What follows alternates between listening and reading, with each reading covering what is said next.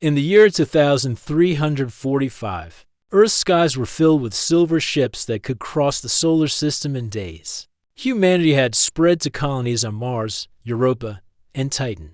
The people of Earth had learned to travel far, yet the deep reaches of space still held unknown dangers.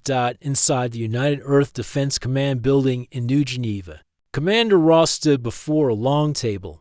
Around it sat admirals and council members. The room was quiet except for the hum of the air systems. On the table's screen, a faint transmission flickered. The voice in the message was unlike anything Ross had ever heard. It was melodic but trembling with fear. The being spoke in a language that the translation system slowly converted into Earth Standard. This is the world of Velara. We call to the stars for aid. Our homes are burning. Our people are dying. If there is anyone who can hear this, please help us. We will give whatever we have in return. We only wish to live. The signal was weak, filled with static, and had clearly traveled for many light years. The technicians explained that the call came from a star system nearly 60 light years away. No human ships had ever gone there. Ross studied the image that appeared next. A tall figure with smooth, shimmering skin stood in what looked like a ruined city. Towers leaned at strange angles. Fires burned in the background. The being's large silver eyes seemed to hold both hope and despair. The council members began to speak in low voices. Some argued that the call was genuine. Others warned it could be a trap. Humanity had encountered friendly alien species before, but also hostile ones that hid their strength behind false words. Finally, Admiral Taran, the oldest officer in the room, stood. His deep voice cut through the debate. We will not send a handful of aid ships to an unknown war zone. If this is real, they will need protection. If it is a trick, our people must be ready to fight. Commander Ross, you will lead the expeditionary fleet. Take what you need. Depart within the week. Ross saluted. Yes, Admiral. After the meeting, Ross walked the long glass hallway that overlooked the Geneva spaceport. Warships stood ready on their launch towers, their hulls marked with the flag of United Earth. Crews moved like ants, loading supplies and weapons. Lieutenant Mara, his second in command, met him near the command lift. So it's true, she said. We're going 60 light years into the dark. Ross nodded. And we may find a friend or an enemy waiting for us. The council wants us ready for both. Over the next days, the fleet prepared for departure. 12 warships formed the main group, supported by 6 smaller escort vessels. Each ship carried railguns, missile arrays, and heavy armor. Medical and engineering crews were assigned as well, but the fleet's heart was forged for battle. Ross spent hours reviewing every scrap of information about Velara. The planet seemed rich in water and covered with forests. Scans suggested advanced cities, but the enemy attacking them was still unknown. The drones from the distress image were strange, angular, metallic shapes that did not match any known alien design. On the 6th day, the fleet gathered in Earth orbit. The flagship Resolute floated at the center, its dark gray hull covered with defense plating. From the command deck, Ross could see the curve of Earth far below. Blue and white against the black of space. Mara stood at her post, checking status reports. All ships report ready. The jump cores are stable. Once we leave, it will take us 2 weeks in transit. Ross gave the order. Signal departure across the fleet. Engines roared to life, sending ripples of light across the void. The ships turned as one toward the jump point. The jump drive was the pride of human engineering, a device that bent the space around a ship, pulling it forward across light years in moments. When the drive engaged, stars stretched into thin white lines, then vanished. The fleet was wrapped in a strange silver glow as the fabric of space shifted. Inside the Resolute, the crew worked in silence, knowing that beyond their steel walls was nothing but the twisting currents of folded space. During the long days between jumps, Ross held briefings. He reminded the officers that they did not yet know what awaited them. The Valerans might see their arrival as salvation or as a threat. We are here to defend, Ross told them. But if danger comes, we will not run. In the quiet hours, Ross thought of the Valeran leader's face. From the transmission, The eyes had not been angry or suspicious, only tired, if their words were true. They were facing an enemy that could shatter cities. That kind of power was not common in the galaxy. 2 weeks later, the final jump brought the fleet into the Valerian system. Stars returned to normal shapes. Before them hung a golden sun, warm and steady. The planet Valara shone below, a swirl of green continents and silver seas. But the beauty was scarred. From orbit, they could see dark plumes of smoke rising from several points on the surface. Around the planet drifted fragments of destroyed satellites. A few Valerian ships, small and elegant, moved slowly between the wreckage. Ross stood on the bridge, opened a channel. The screen filled with the face from the original call. Arvin, leader of Valara, looked surprised but relieved. His silver eyes seemed brighter now. "You came," he said. "We feared no one would answer." Ross inclined his head. "We received your call. We have come prepared." Behind Ross, the Resolute's crew could see Valerian officers on the other side of the channel. They wore robes instead of armor. Their ships were not built for war. The contrast between the two peoples was clear. Arvin spoke again. "Our cities are falling to the machines. We hope for healers and builders. You have brought soldiers and warships. I do not know what this means." Ross's voice was calm but firm. "It means that if these machines are as dangerous as you say, then your enemy is our enemy. We will stand between them and your people." Arvin was silent for a moment. Then he nodded slowly. "Then may your steel hold strong, Commander Ross. For our enemy will show no mercy." The channel closed, and the first Valerian ships moved to guide the humans toward the planet.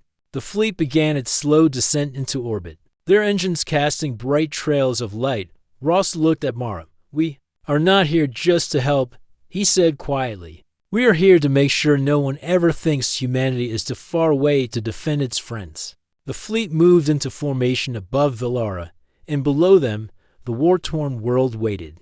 The human fleet settled into a high orbit above Valara. From the Resolute's bridge, the view was both beautiful and grim. The planet's green continents and silver-blue seas shone under its golden sun. Yet patches of blackened land and smoking cities showed the violence it had endured. Commander Ross stood near the large viewing screen. His officers worked quietly. At their stations, round the flagship, other human warships moved like silent guards. The Valerian ships that had come to greet them were small, shaped like long petals, and they moved with graceful arcs. They carried no visible weapons. Lieutenant Mara studied her console. "Their ships are not built for war," she said. "They have light armor and no heavy weapons. They rely on speed and energy shielding, but it would not stand against those machines for long." Ross nodded. "It explains why they called for help. They were never meant to fight something like this." A chime sounded, and the communications officer announced, "Incoming transmission from Valara's surface." The main screen shifted to show Arvin, leader of Valara. He stood in a tall, open chamber with light streaming through crystal walls. Behind him were two other Valerians in robes. His shimmering skin reflected the sunlight, and his silver eyes studied Ross carefully. "Commander Ross," Arvin began, "your ships are large and carry many weapons. We asked for aid, yet you have come as a fleet of warriors. We are grateful for your arrival, but we wish to understand your purpose." Ross stepped forward, his voice steady. "We came prepared for whatever waits here. The signal you sent spoke of destruction. If we had sent only supply ships, they might never have reached you. My fleet will protect your people and fight your enemy if needed." Arvin exchanged a glance with the two Valerians beside him. "Then we must show you what we face. Come to the capital. You will see for yourself." Ross agreed. Within the hour, a small landing craft departed from the Resolute, carrying Ross, Mara, and two security officers. As they descended, the view of Valara grew sharper. Vast forests spread across rolling hills. Wide rivers glittered under the sun. Yet there were also scarred stretches of land where the trees had been burned to ash, and the remains of cities where only fragments of towers remained. The capital, Sarath, rose from the center of a great plain. Its towers were built of crystal-like stone that caught the light and scattered it in shimmering colors. Landing platforms shaped like petals surrounded the tallest spire. The landing craft touched down gently, and Valeran guards in light armor greeted them. Arvin approached, his long steps smooth and quiet, up close. Ross could see faint lines on the Valeran leader's face, signs of exhaustion. "Welcome to Sarath," Arvin said. "Please follow me." They walked through wide corridors lined with flowing water and hanging gardens. The air was fresh and cool. Valerans moved silently through the halls, their movements calm yet touched by unease. Many stopped to watch the human visitors, their eyes curious. Arvin led them to a great circular chamber where a large projection table stood in the center. The image above it showed Valara's surface, with red marks where battles had been fought. Small glowing symbols indicated sightings of the enemy. "These are the machines," Arvin said. With a gesture, he brought up an image of the attackers. The machines were dark and angular, their bodies shaped for speed and strength. Their limbs ended in cutting tools and plasma emitters. Each moved without hesitation. Directed by signals from an unknown source, they arrived without warning. Arvin continued. "At first they destroyed only our outer settlements. Then they began to move toward our cities. They stripped the land of resources, leaving nothing behind. We cannot match their speed or their firepower." Ross studied the hologram. "Do you know where they came from?" "No," Arvin said. "They appeared in the outer system. Our scouts followed them, but never found their origin. We have tried to destroy them, but they rebuild themselves faster than we can respond." Mara crossed her arms. "We have seen something like this before.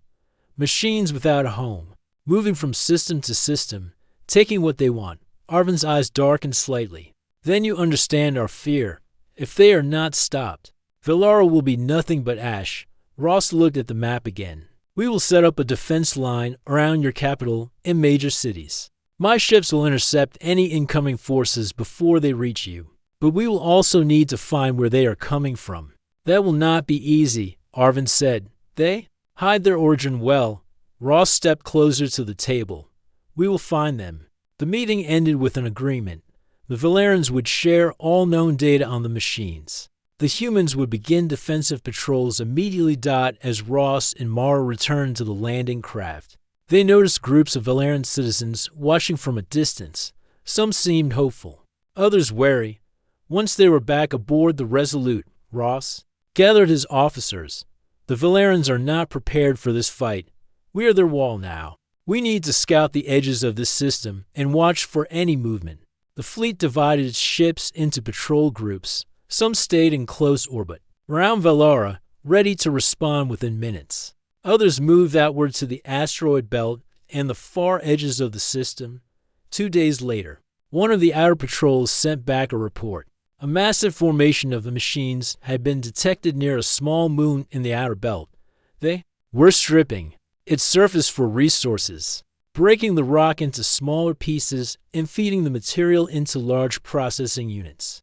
Ross studied the images in silence. "They are building something," he said at last, "or many things. We cannot allow them to grow stronger." Mara leaned over the display. "If they are gathering this much material, there may be a command center nearby. If we can find it, we might understand their plan." Ross nodded. "For now, we observe. No direct attack until we understand their numbers. But we stay ready." That night, as the Resolute moved in slow orbit over Valara, Ross stood alone at the viewing glass. The planet glimmered beneath him, a fragile jewel in the dark. Somewhere out there, machines without mercy were closing in. The Valerans had asked for help, and humanity had answered. Now it was time to prove that answer was more than words. The days following the first meeting passed quickly. Human warships moved like watchful hawks through Valeran space, scanning every corner for signs of the enemy. The Valerans watched from the surface, slowly adjusting to the sight of massive metal vessels crossing their skies. From the Resolute's bridge, Commander Ross studied the fleet's patrol patterns. Holographic displays showed each ship's position as glowing blue icons. While red marks represented suspected enemy activity, the red marks were multiplying. Lieutenant Mara entered with a datapad. "Patrol for reports, more sightings near the asteroid belt. The machines are active again. They are moving inward this time." Ross turned toward her. How many? Hard to tell, Mara said. Their formation changes constantly, and they use debris to mask their movement. But this group is larger than the one spotted near the small moon. The communications officer called out, "Commander, incoming data stream from the Guardian." The display changed, showing images from the patrol ship's long-range cameras. At first, it looked like a field of drifting rocks. Then the rocks moved in unnatural ways, sliding aside to reveal the dark shapes of the machines. Their bodies were built from black metal, each one shaped like a triangle with sharp limbs that glowed faintly at the tips. The machines flew in tight formations, dozens together, their movements perfectly timed as if one mind controlled them all. Ross narrowed his eyes. That's no scattered group. They're organized. Mara tapped the display. If they keep their current course, they'll reach Velara's inner system in less than 4 days. The room fell silent for a moment. Every officer understood what that meant. If the machines reached the inner planets, they could strike at Velara's colonies, supply stations, and eventually the homeworld itself. Ross straightened. We will not let them get that far. But before we strike, I want to know who or what is commanding them. To gather more information, Ross ordered the Falcon, a small and fast human scout ship, to shadow the machine fleet from a safe distance. The Falcon's captain, a quiet and skilled pilot named Darren, accepted the mission without hesitation. The next day, the Falcon sent back its report. Darren's voice came over the fleet channel, steady but tense. We followed them to the edge of the asteroid belt. They seemed to be feeding smaller units into larger structures, like carriers or factories. We also detected a strong signal coming from deeper in the belt. It's faint, but it could be their command source. Ross studied the data carefully. The signal was unlike any known communication pattern. It pulsed in strange rhythms, almost like a heartbeat. If that's their control signal, Mara said, then destroying its source might shut them down. Ross nodded. Yes, but we can't rush in blind. We need to see the full scale of their operations. While the Falcon continued its watch, Velaran engineers worked with the human fleet to strengthen orbital defenses. Energy shields were placed over the largest cities, and detection stations were built on the outer moons. Velaran citizens volunteered to help, bringing food, supplies, and sometimes just words of encouragement to the human crews. One evening, Arvin contacted Ross directly. His voice carried both gratitude and concern. Commander Ross, my people are beginning to believe that you can protect us, but I must warn you. The machines adapt quickly. If they have studied your weapons, they may change their tactics before the next attack. Ross answered firmly. Then we will change ours faster. On the third day, the Falcon sent an urgent transmission. Darren's voice was sharper than before. They've started moving. Hundreds of units are leaving the belt and heading toward Velara. But that's not all. We caught sight of something larger, far larger than any we've seen before. It's traveling with them. The image that followed showed a massive shape, almost the size of a human battleship, moving at the center of the formation. Its body was layered with heavy armor, and its glowing core pulsed with the same rhythm as the strange signal detected earlier. Ross leaned closer to the display. That could be their command vessel. Mara shook her head slightly, or just one of many. We don't know yet. The tension on the bridge grew.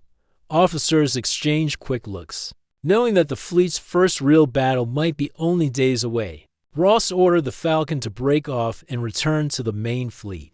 We need all ships ready, Ross told his crew.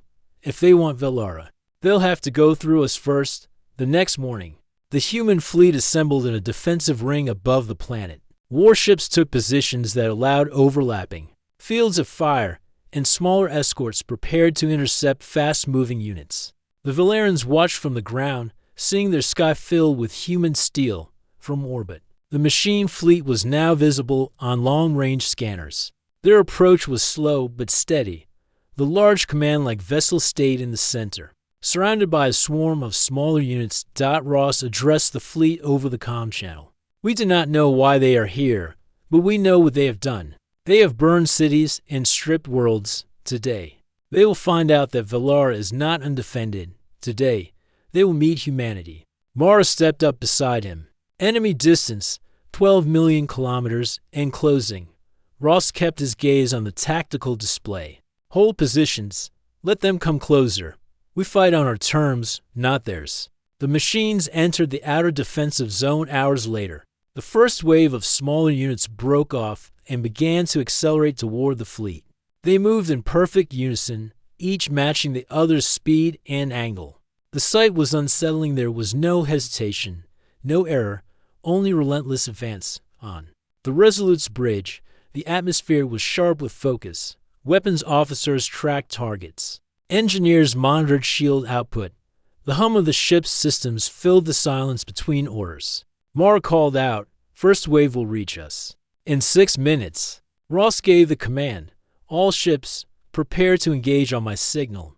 From Vellara's surface, citizens looked up and saw streaks of light in the upper atmosphere. As the battle began to take shape, human warships, forged for war, stood ready. In the black above their world, the machines had revealed themselves at last, and the fight for Vellara's survival was about to begin.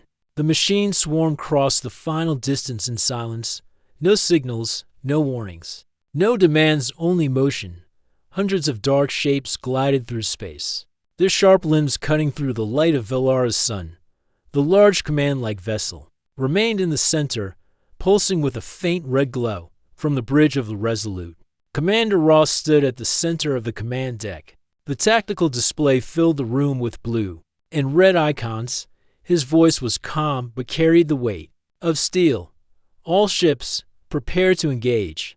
Focus fire on the forward enemy groups. Keep the large one in your sensors, but do not commit to it until we thin their numbers." The fleet responded as one. Railguns rotated into position, missile bays unlocked, and energy shields brightened. Vellara's citizens on the surface could not hear the commands, but they could see thin flashes of light in the sky, like the first glimmers of a storm. Lieutenant Mara's eyes stayed fixed on her console. Enemy within weapons range in 30 seconds. Ross raised his hand. "Hold until my mark." The first wave of machines accelerated. They moved so precisely that their formation seemed like a single massive creature. Each unit's limbs glowed faintly as they prepared weapons of their own. 5 seconds, Mars said. Ross gave the order. "Fire!"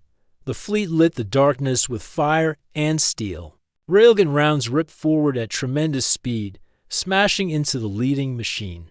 Units, explosions flared like brief suns, scattering debris. Missiles followed, spiraling into the swarm and breaking their formation. The machines reacted instantly. Some units broke apart into smaller drones that darted around incoming fire. Others accelerated straight toward the human ships, returning fire with searing beams that cut across the void. The Resolute shook as a beam struck its forward shields. Sparks rained from a console, and an engineer shouted. That shield strength was holding at 90%.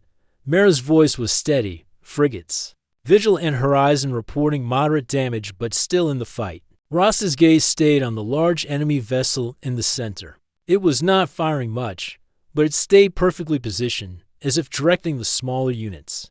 The battle grew fierce. Human destroyers used tight formation flying, overlapping their defensive fire to cover each other. The smaller Velaran ships, though not built for combat, darted between human vessels to relay information and shield repair crews.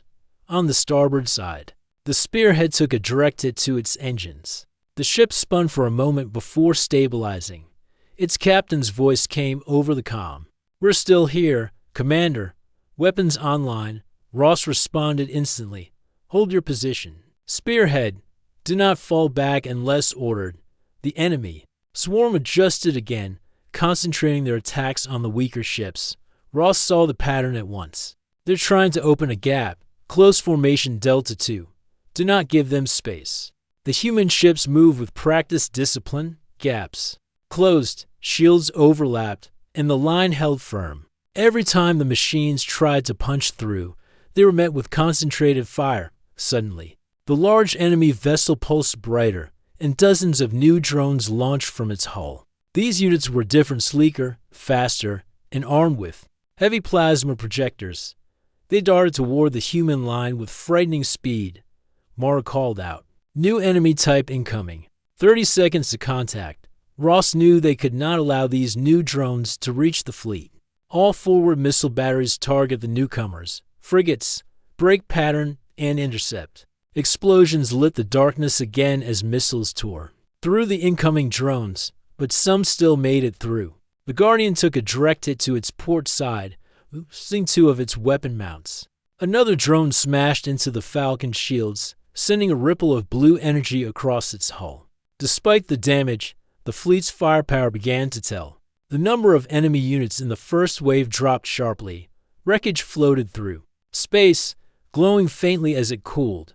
Mara checked her display. First wave reduced by 60%. Remaining units are pulling back toward the large vessel. Ross's eyes narrowed. They're regrouping. They're not retreating yet. On the planet below, Valeran citizens gathered in open plazas to watch the battle through projected images sent from the fleet. Every flash of light in the sky made them hold their breath. The sight of human warships standing their ground filled many with hope they had not felt in months. In the Resolute's engine room, crews worked at full speed, rerouting power to forward shields and loading fresh ammunition into the railguns. The smell of hot metal filled the air as engineers kept the ship in fighting shape. On the bridge, Mara reported a shift in the enemy's formation. "Commander, the large vessel is moving forward. The smaller units are forming a defensive shell around it," Ross considered quickly. "They're either preparing for a second wave or challenging us directly." The large vessel's glow grew stronger, and a deep vibration ran through the Resolute's hull as sensors detected a massive energy buildup. "They're charging a main weapon," Mara said. Ross gave the order without hesitation. "All ships. Evasive maneuvers. Keep moving. Do not present the stationary target." Moments later, a beam of pure energy lanced out from the enemy ship, slicing through the space where the Resolute had been seconds before. The beam struck empty void but left a trail of ionized gas that shimmered like a ghost. "That would have crippled us," Mara muttered. Ross kept his focus. "Now we know what it can do. We won't give it another clean shot. Keep the pressure on their escorts. Once they're weakened, we can turn on the big one." The battle continued for another tense half-hour. The machines fought with precision and unyielding speed. But the human fleet's discipline and heavy weapons began to break their strength, piece by piece. The swarm thinned. Finally, the enemy pulled back toward the asteroid belt, leaving trails of wreckage in their wake. The large vessel did not linger. It turned with the others and vanished into the shadow of the belt. The Resolute's bridge was silent for a moment, the crew absorbing the fact that they had survived the first major engagement. Mara broke the silence. "Damage reports coming in. We took hits, but all ships are still operational. Enemy losses are heavy." Ross gave a slow nod. "They will be back, and next time, they will come with a new plan." Outside the viewport, the broken remains of enemy drones drifted silently. Below, Valara's capital shone in the sunlight, still safe for now, but the war had only begun. The fleet of warships sailed through the endless darkness between the stars. Every hull shone like silver under the glow of distant suns. From the outside, they looked unstoppable, but inside, the mood was not the same. Tension filled every deck, and whispers spread from one crew member to another. Something about this mission felt different, even dangerous in a way no one could explain. Captain Mira stood on the bridge of the flagship. Resolute. She kept her eyes on the swirling shapes on the navigation screens. The path ahead was marked by strange readings, energy signatures unlike anything the fleet's sensors had seen before. It was not the enemy territory they had expected. It was something older and much more unpredictable. Bend her. Lieutenant Ron checked the communication logs. The messages from the alien council they had come to assist had stopped completely. The last signal had been short, almost desperate, a plea that broke off halfway through a sentence. Since then, silence filled the void. Every attempt to hail them ended in empty static. "This is not normal," Ron said, lowering his voice. "If their communication array was damaged, we would see some trace. But there is nothing. It feels like they vanished." Mira nodded. She had thought the same thing for hours. something was wrong. But she could not afford to show doubt in front of the crew. A captain's strength was often the only thing holding a fleet together. "Maintain course," she said. Firmly, "We are going to find answers." Meanwhile, in the engineering section, Technician Vale was dealing with a new problem. Power fluctuations had begun to ripple through the ship's systems. It was as if the Resolute was being brushed by invisible waves of interference. The shields flickered for a fraction of a second at a time, and the navigation lights dimmed. Without warning, no one could find the cause. "I've checked the core 3 times. Vale told the chief engineer. "It's not coming from inside the ship. This is external. Like something is touching us, but we can't see it." The same report came from 2 other ships in the fleet. Whatever was happening was affecting them all. By the time the fleet entered the coordinates of the alien home system, the tension had turned into open unease. When the stars shifted to reveal the first planet of the system, the bridge fell silent. The world below was not the vibrant sphere they had been shown in the Council's transmissions. Instead, it was dark.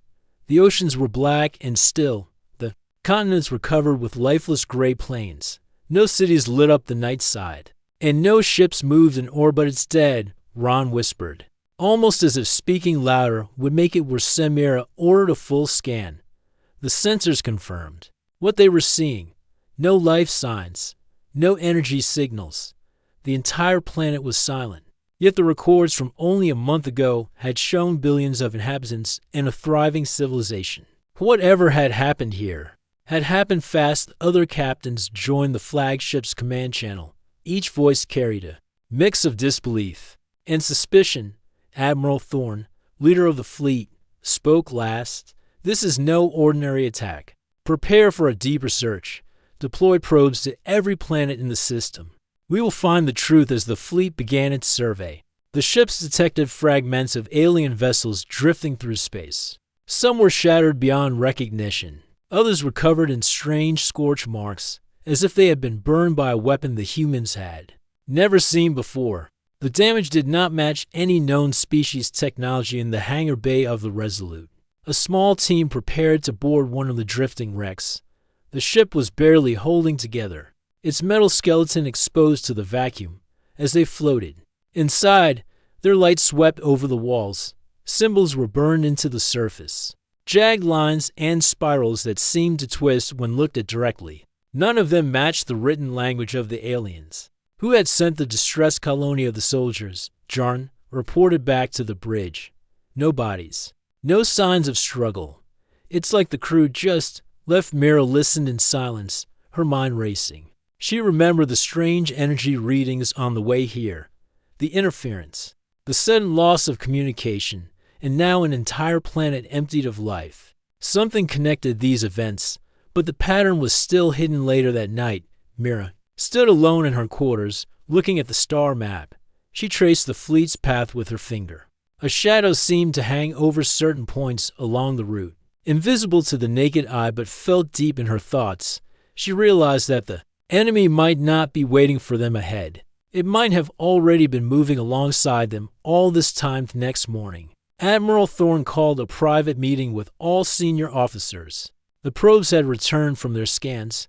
Every world in the system was in the same state as the first, lifeless, silent, as if some vast hand had swept through and taken everything without leaving a trace. Thorne leaned forward. "This was no accident. Whatever did this can move between systems faster than we can track. It may be watching us right now, and if it is, then our mission has already changed. We are no longer here to help the Council. We are here to make sure humanity survives, whatever this is." The words settled heavily over the room. For the first time since the journey began, the warships felt small in the emptiness of space. They had come expecting a battle, but now it seemed they had stumbled into a mystery that could destroy entire civilizations without a fight. Myra left the meeting with a single thought repeating in her mind. They were not the hunters here. They were the prey. The silence in space was deep and heavy. The human fleet moved cautiously through the dark asteroid belt near the Valerian system. Commander Ross stood on the bridge of the Resolute, eyes fixed on the holographic display that showed countless rocks drifting through space. But hidden among those rocks was something very different. something dangerous. Lieutenant Mara scanned the data streams rapidly. Commander, sensors are picking up strange energy signatures coming from within the belt. They're faint but constant. This could be the command source of the machines. Ross nodded. Prepare a strike team. We will find out what is hiding there. The fleet commander's voice echoed calmly through the bridge. Lieutenant Mara, you will lead the strike team. Take the fastest ships and move quietly through the asteroid field. We need to avoid detection as long as possible. Mara accepted the order with a steady nod. She knew the risks. The asteroid belt was thick with jagged rocks and dangerous debris. Any mistake could destroy their ships instantly. But if they could find and destroy the enemy's command center, the machine swarm might lose control. The strike team included the fastest cruisers and stealth vessels. As they slipped between the asteroids, the human fleet held position in the outer orbit, ready to support if needed. Inside the asteroid belt, the silence was broken only by the quiet hum of the ship's engines. Mara's voice was steady but tense over the comm. Keep close, watch your sensors. The enemy could be anywhere. The ships moved carefully, scanning the dark spaces between rocks. Suddenly, a pulse of energy flashed on the sensors. Contact, Mara announced. A large structure is hiding behind that cluster. The screen showed a massive dark vessel, nearly twice the size of any ship in the human fleet. Its surface was rough and uneven, camouflaged by the shadows of asteroids. The ship's shape was strange and alien, with sharp edges and glowing energy nodes. We found it, Mara said. This must be their command vessel. The human ships held position while Mara contacted Commander Ross. We have visual confirmation. The command ship is heavily armed and shielded. We will need a precise attack. Ross's voice was calm but firm.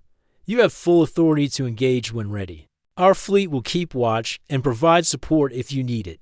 The strike team prepared for battle. Missiles were loaded, railguns charged, and shields raised. The large ship's sensors began to detect the human's presence. Lights blinked on its hull, and weapons turned toward the intruders. Suddenly, the enemy ship fired first.